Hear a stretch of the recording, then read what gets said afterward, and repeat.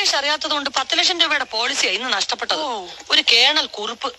അയാൾക്ക് മലയാളം അറിയാം, പക്ഷെ ഒരക്ഷരം പറയത്തില്ല. ഫുൾ ഇംഗ്ലീഷാ. അവിടെ ഒരു ചിടുങ്ങ് ചെക്കനുണ്ട്, ഒരു 5-6 വയസ്സേ വരൂ. അവന് ഒടുക്കത്ത English.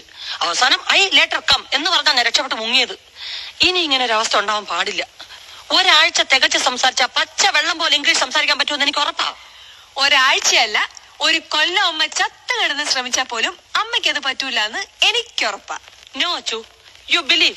This time I study. You ask English question, I reply English answer. Please.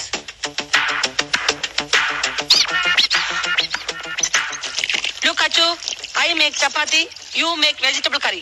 50-50. Nothing. Take some vendakas, cut small pieces.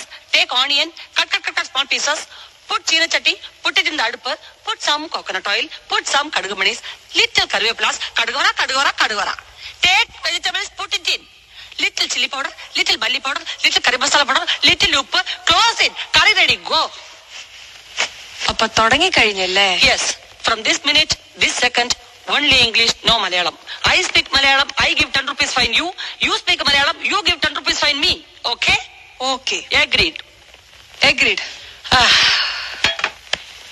You want to speak in English, right? Now you explain to me in English how to make ladies finger fry. If the people who know real English, if they hear you, they'll think that you're mad. Yeah. Have you heard about William Shakespeare? William Shakespeare said that language is a medium for communication. Have you heard about Wordsworth? Wordsworth said that language is the music of nature. And if I go according to your instructions, I will have to commit suicide like Sylvia Plath by putting my head into the burner. Understand? മോളെ, അച്ചു, നമുക്ക് മലയാളം മതി. മതിയോ? മതി. അമ്മ പോയി വെണ്ടയ്ക്കക്കറി ഉണ്ടാക്കട്ടെ. അതാ നല്ലത്.